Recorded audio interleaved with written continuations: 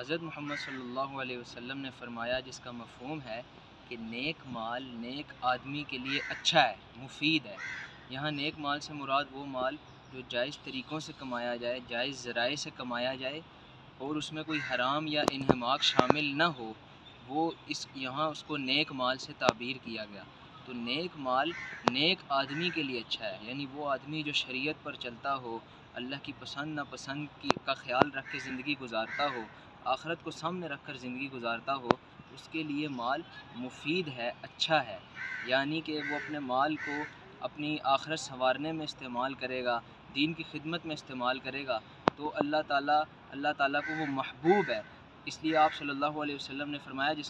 جس کا مفہوم ہے کہ طاقتور آدمی اللہ کو زیادہ محبوب ہے بنسبت کمزور مومن کے۔ طاقتور مومن زیادہ محبوب ہے۔ اس کی وجہ یہ ہے کہ طاقتور مومن اپنی طاقت، چاہے وہ جسمانی طاقت ہو، مال کی طاقت ہو، منصب یا عہدے کی طاقت ہو، اس کو آخرت سنوارنے میں استعمال کرتا ہے اور اس سے غافل نہیں ہوتا، سرکش نہیں ہوتا، بلکہ اس کو وہ آخرت بنانے میں استعمال کرتا ہے اور دین کی خدمت میں استعمال کرتا ہے۔ تو آپ صلی اللہ علیہ وسلم نے فرمایا کہ طاقتور مومن اللہ کو زیادہ محبوب ہے،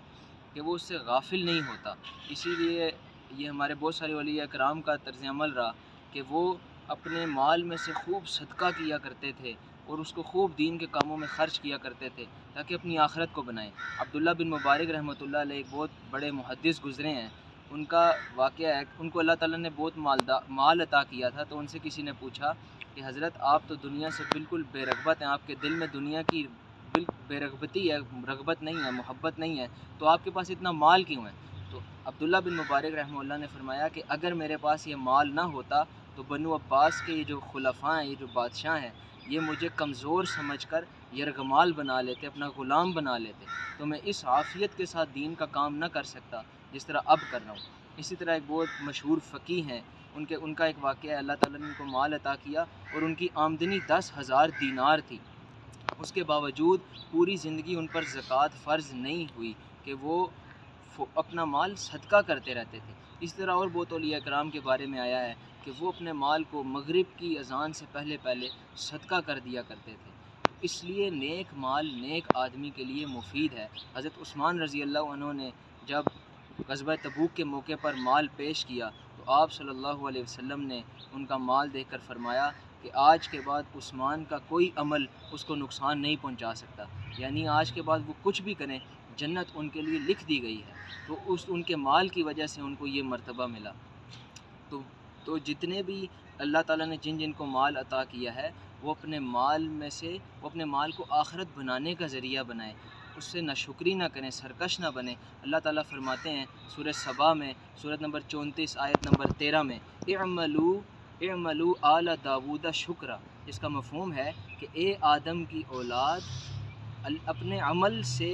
شکر ادا کرو، یعنی اپنے عمل سے ثابت کرو کہ تم شکر گزار ہو، زبان سے نہیں۔ تو عمل سے کیسے؟ کہ اپنے مال کو اللہ کی ناراضگی کا سبب نہ بنائیں، اس کو حرام جگہ پہ خرچ نہ کریں، بلکہ اپنے مال کو آخرت بنانے کا ذریعہ بنائیں، اللہ کے قرب کا حاصل کرنے کا ذریعہ بنائیں۔ اور اسی طرح یہاں پہ علماء کرام نے ایک نقطہ عرض کیا ہے کہ صدقے کو کسی چیز کے ساتھ خاص نہ کیا جائے۔ جیسے ہمارے ہاں عموماً بکرا ذبح کیا جاتا ہے، تو علماء کرام نے فرمایا کہ اگر اس کے پیچھے یہ عقیدہ ہو کہ جان کے بدلے جان، کہ ہم بکرا ذبح کر کے اللہ تعالیٰ کو اس بکرے کی جان دیں اور اس کے بدلے میں اللہ تعالیٰ ہمارے کسی عزیز کی جان بچائے، اگر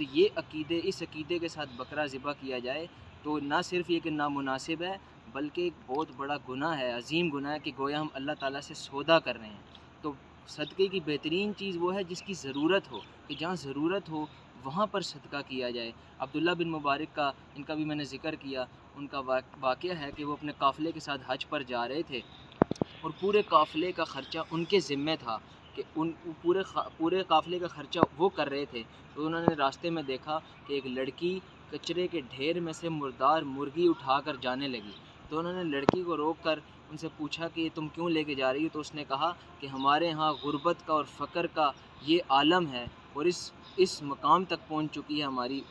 غربت اور فقر کہ یہ ہمارے لیے کھانا جائز ہے۔ تو عبداللہ بن مبارک نے پورے قافلے سے مخاطب ہو کر کہا کہ جتنا مال ہم نے حج کے لیے مقرر کیا ہوا تھا وہ سارا مال اب اس بستی کے لوگوں میں ہم بانٹیں گے کہ یہاں ان کو ضرورت ہے، تو صدقہ اس جگہ کریں جہاں پر خرچ کرنے کی ضرورت ہو، تو انشاءاللہ اس کا اجر زیادہ ہے۔ تو جن لوگوں کو اللہ تعالیٰ نے مال دیا ہے وہ اپنے مال کو اللہ کا قرب حاصل کرنے کا ذریعہ بنائیں اور اس سے غافل نہ ہوں، اور ہمیشہ یہ دو سوال اپنے ذہن میں رکھیں کہ مال کے بارے میں دو سوال کیے جائیں گے کہ ایک کس طریقے سے کمایا اور دوسرا کس طریقے سے خرچ کیا۔ جو کچھ کہا سنا، اللہ تعالیٰ مجھے اور آپ کو عمل کرنے کی توفیق عطا فرمائے۔ السلام علیکم۔